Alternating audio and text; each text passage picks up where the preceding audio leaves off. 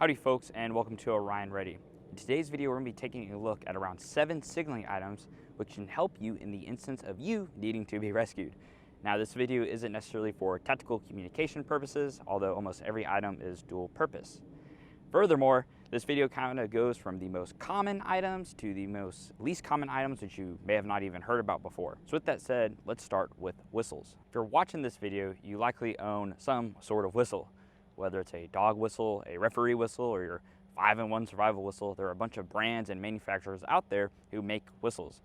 They're cheap, they're easy, and they're usually small. So with that, I have 4 whistles that I'm going to be showing y'all today that I think are great whistles to have on hand.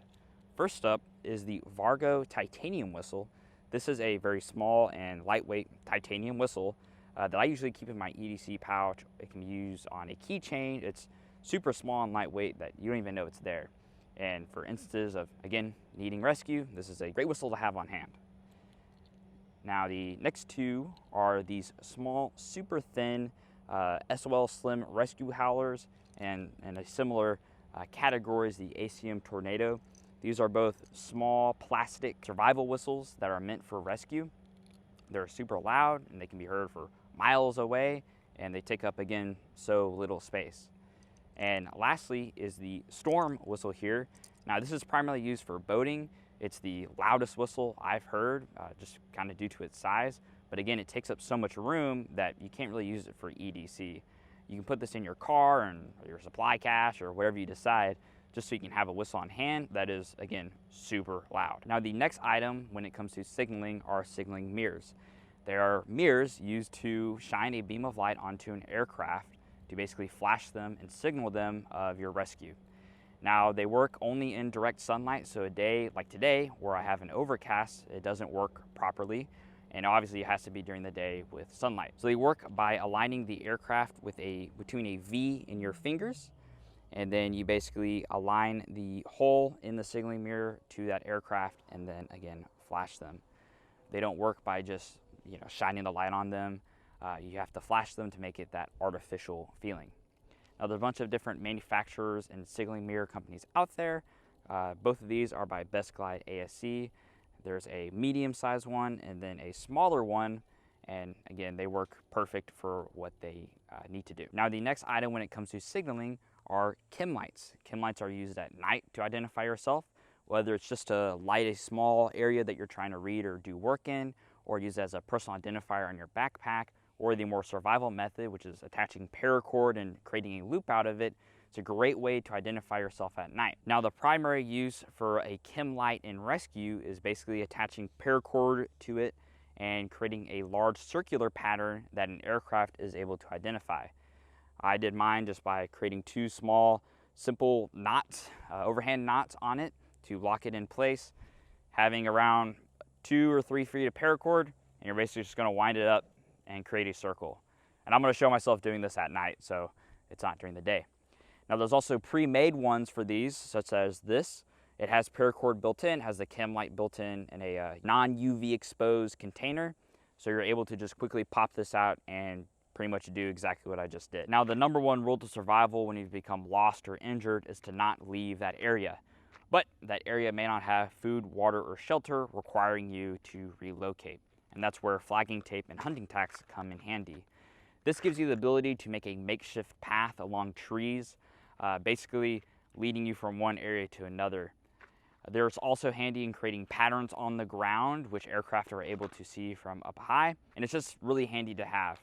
You can create just a small roll of flagging tape on a spool card or around duct tape or just a credit card in general and tape it off, and bring a couple of hunting tacks with you so you can tack stuff into trees and onto the ground. If you're going to be making a makeshift path with flagging tape, I recommend always putting the flagging tape on your right side of whatever path you're creating. That gives you the ability to see the next flagging tape if you're standing next to one. It also gives you the ability to know which way you're heading. If the flagging tape's on your right side, you could be going to A to B. If the flagging tape is on your left side, you're going from B to A. So just a handy little tip. Now the next item when it comes to signaling are signaling panels. These are large cloth or mylar orange panels, which are used to identify yourself to, again, aircraft if you're in need of assistance. Now, some of them are half orange, half pink. Again, some of them are made of that mylar material, or you can even just get a nautical distress flag and it'll have the same purpose of being a large orange canvas. Now, I personally don't have just a signaling panel. I have a dual purpose tough possum survival scarf here. And once I flip it from the inside to the outside, it becomes a large orange canvas. Of course, I can just put this on the ground to signal for help. I can attach it to a stick and have it slanted so it's kind of flying in the air like a flag. Bunch of different ways you can use a signal panel, but this gives me dual purpose. Not only is it a signal panel, but it's also a survival scarf, which I can make a whole other video on. Now, the last two items are by Orion Safety. Funny coincidence on the name, but they make a bunch of signaling items for boating, highways, wilderness, you name it, they make it. For the first item, it is a orange smoke flare.